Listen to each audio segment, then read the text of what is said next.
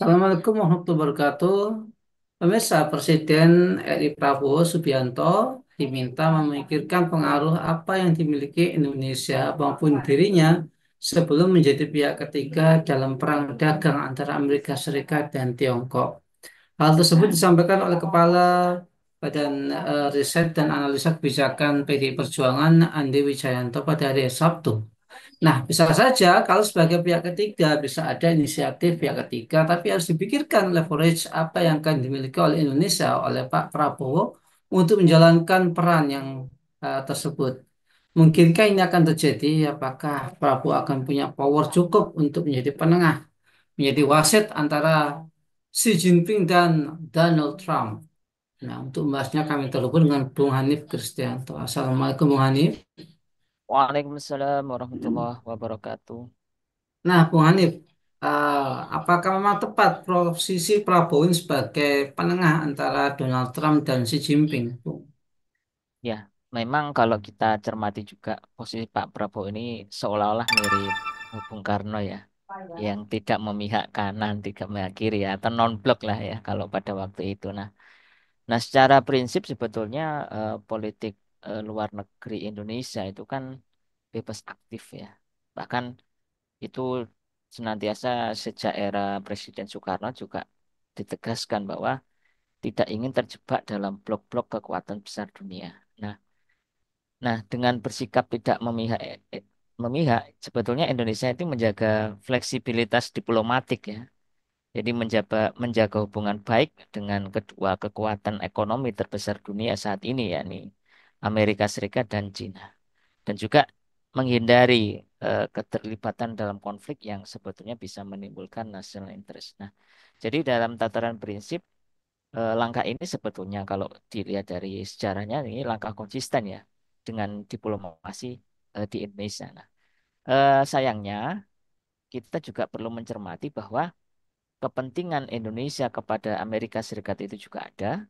Di sisi lain kepentingan dengan Cina juga ada. Dan ini juga sudah terbukti dari kerjasama yang dilakukan Indonesia dengan kedua negara tersebut. Nah, alih-alih apakah condong kepada Amerika dan kepada Cina ya sebetulnya Indonesia dalam perebutan dua kekuatan besar antara Amerika dengan Cina dan juga tentunya dengan sekutu-sekutunya. Nah, ini juga menunjukkan bahwa sebetulnya posisi Indonesia kalau di dalam kancah internasional kalau seperti ini maka ya harus ditopang oleh ideologi yang kuat sebetulnya karena memang Amerika maupun Cina ini adalah dua negara yang memiliki kekuatan ideologi seperti itu Mas Nana.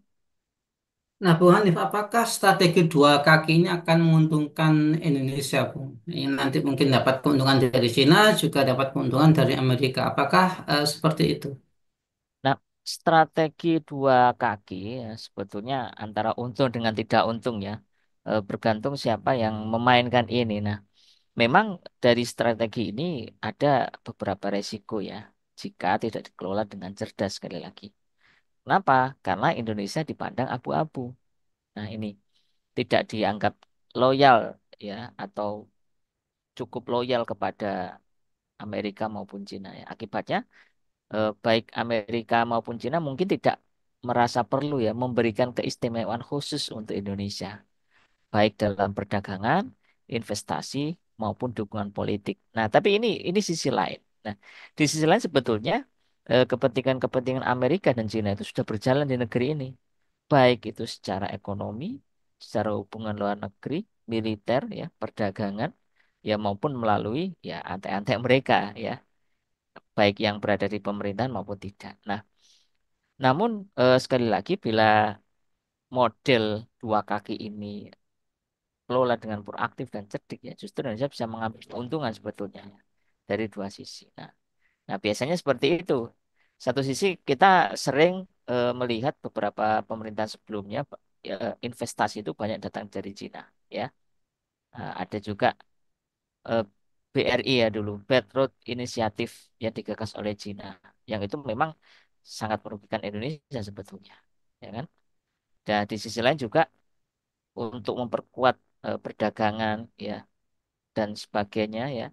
Kemudian militer biasanya dengan Amerika. Ya, ini hubungan diplomatik luar negeri. secara politik global sebetulnya dua negara ini memiliki kepentingan untuk Indonesia. Nah, gitu ya. Nah, namun Indonesia tidak ingin kehilangan keduanya begitu ya. Makanya terlihat abu-abu, ya kan gitu ya. Nah, ini juga penting juga bagaimana Indonesia memainkan peran diplomatiknya gitu. Ini eh, bisa bermain secara aktif ya dan juga sekali lagi biasanya pemimpin negeri ini kan cenderung mengambil keuntungan-keuntungan, apakah itu keuntungan ekonomi ataupun secara politik. Nah, nanti bagaimana dengan keuntungan ekonomi ya berkaitan dengan eh, kerjasama ekonomi, perdagangan, nah, dan sebagainya. Bahkan banyak dari barang-barang impor yang itu masuk dari Cina kan begitu. Yang juga ya beberapa hal yang juga merugikan eh, Indonesia. Nah, di sisi lain terkait dengan teknologi, pendidikan, kemudian militer, nah itu kerjasamanya dengan Amerika, yang itu sangat memungkinkan untuk transfer teknologi dan sebagainya. Nah, ini juga kita harus berhati-hati. Ya, karena sekali lagi saya sampaikan, kedua negara ini adalah negara yang memiliki ideologi. Nah, sayangnya Indonesia tidak memiliki ideologi seperti itu. Ya, Bung Hanif, apakah layak Presiden Prabowo menjadi jembatan bagi kedua pemimpin negara besar ini? Ya, dan apakah memang Indonesia punya kekuatan, punya power yang cukup kuat untuk menekan Cina dan Amerika Serikat, Bung Hanif? Nah, kalau menjadi jembatan antara pemimpin Amerika dan Cina ya tampaknya bisa jadi iya, bisa jadi ya, bisa jadi tidak. Nah, kenapa? Ya, saya sampaikan bahwa kalau kita cermati ya, Amerika Serikat sebagai negara yang memiliki ideologi kapitalisme, kan begitu ya. Nah, ini secara global. Di sisi lain Cina juga secara sejarah juga berideologi komunis ya, meskipun sekarang ekonominya itu berkaitan dengan kapitalisme, kan gitu ya. Nah, ini yang kita coba cermati ya. Meskipun juga secara politik itu adalah menjalankan politik yang komunis. Nah, Indonesia sendiri tidak memiliki ideologi yang kuat ya. Ya, Indonesia juga tidak mengadopsi komunisme secara terang-terang ya. Tidak mengadopsi kapitalisme meskipun baik kapitalisme maupun eh, komunisme itu juga berjalan ya di tengah-tengah kehidupan rakyat Indonesia. Dan sekali lagi, kalaulah nanti membangun secara utuh ya, baik itu kekuatan politik maupun diplomasi yang dilakukan oleh Presiden Prabowo, ini tantangannya terlalu besar ya. Mengingat apa? Ya Presiden Prabowo juga perlu membangun reputasi sebagai pemimpin yang dihormati di forum global. Nah, itu yang pertama. Yang kedua, Presiden Prabowo juga perlu mempunyai gagasan besar yang bisa diterima oleh kedua belah pihak. Nah, yang ketiga, Presiden Prabowo juga membentuk jaringan diplomasi yang kuat ya antara Washington dan Beijing. Kira-kira seperti apa? Kemarin juga berkaitan dengan perang dagang ya, tarif yang dilakukan oleh Amerika kepada Cina juga ya, itu tampaknya juga mempengaruhi Indonesia. Nah, gitu ya. Nah, kemudian juga eh, posisi Presiden Prabowo juga apakah menunjukkan keberpihakan yang konsisten kepada perdamaian dan juga keadilan. Singkatnya, sebetulnya ya jembatan itu ada. Nah, sayangnya Indonesia ini bukan negara yang memiliki ideologi yang kuat gitu loh ya.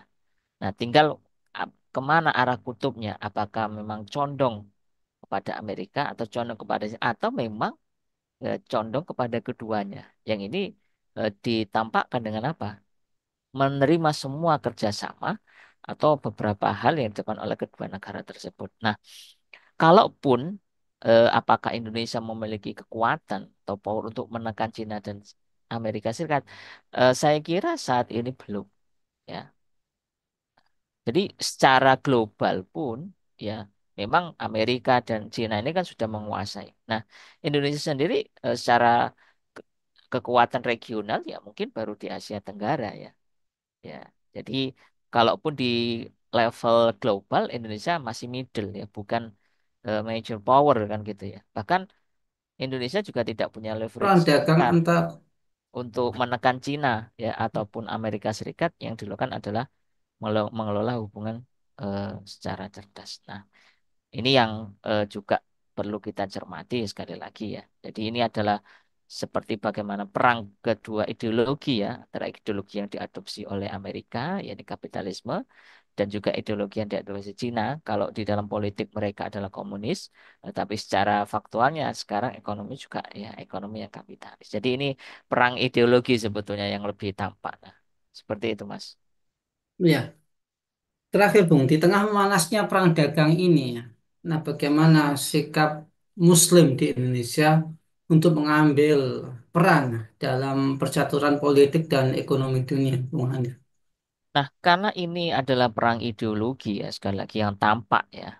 Ya, meskipun sekarang kalau kita lihat dari sisi ekonomi adalah dua kekuatan kapitalisme ya, antara timur dengan barat, maka sebetulnya Indonesia kalau ingin memiliki ideologi yang sahih, maka dia harus kembali kepada ideologi Islam. Nah, ini yang kita perlu cermati dan juga perlu diilhami oleh Presiden Prabowo dan juga pemerintahannya. Nah, bahkan perang dagang ini kan sebetulnya cerminan ya dari pergeseran kekuatan dunia. Nah, bila umat Islam khususnya di Indonesia ini tidak segera meningkatkan literasi ekonomi Islamnya, tidak juga mengetahui ya basis-basis dari basis-basis dari ekonomi Islam, kemudian tidak juga membangun jejaring di antara negeri-negeri kaum muslimin, bahkan tidak mengemban ideologi Islam yang nanti akan menerapkan ekonomi Islam, maka dia tidak memiliki kekuatan tawar politik yang cukup signifikan di kancah internasional. Ya. Nah, bisa jadi kalau umat Islam tidak segera bangkit, ya, artinya dia itu kembali kepada Islam, maka akan menjadi penonton ya dalam pertarungan global ini. Nah, karenanya Indonesia sebetulnya punya modal ya keuntungan yang dimiliki yakni secara demografis dan juga geopolitik untuk bisa menjadi tampil sebagai kekuatan alternatif, alternatif ya bukan hanya pasar bagi produk-produk global, tapi juga menjadi produsen gagasan, teknologi, kekuatan ekonomi. Nah, karenanya ini juga perlu dibarengi dengan peningkatan kualitas sumber daya manusia, kemandirian ekonomi, dan keberanian untuk mengambil peran lebih besar di dunia internasional. Dan sekali lagi, kalau mau memiliki kekuatan penuh, maka Indonesia harus memiliki ideologi yang sahih, yaitu ideologi Islam. Maka disinilah peran dari Indonesia untuk menyatukan negara-negara muslimin, ya sekali lagi, ya untuk menjadi pemain ya di dalam kancah global. Nah, saya kira seperti itu langkahnya. Baik, terima kasih Bung Hanif atas pencerahannya. Semoga ini membawa kemajuan buat kita semua dan tentu saja ya umat Islam harus bisa memanfaatkan perang dagang ini untuk mengambil peran di dalamnya dan peran itu haruslah peran yang sifatnya ideologis. Baiklah, terima kasih Bung Hanif. Semoga Bung Hanif sekeluarga senantiasa dalam perlindungan Allah Subhanahu wa taala. Baiklah pemirsa kabar kota yang dirahmati Allah, demikianlah bincang-bincang kita di sore hari ini. Jangan lupa ya untuk like, subscribe, dan share sebanyak-banyaknya. Semoga menjadi amal kebaikan kita di dunia maupun di akhirat nanti. Saya Nanang Setiawan undur diri. Sampai jumpa di lain kesempatan dan wassalamualaikum warahmatullahi wabarakatuh.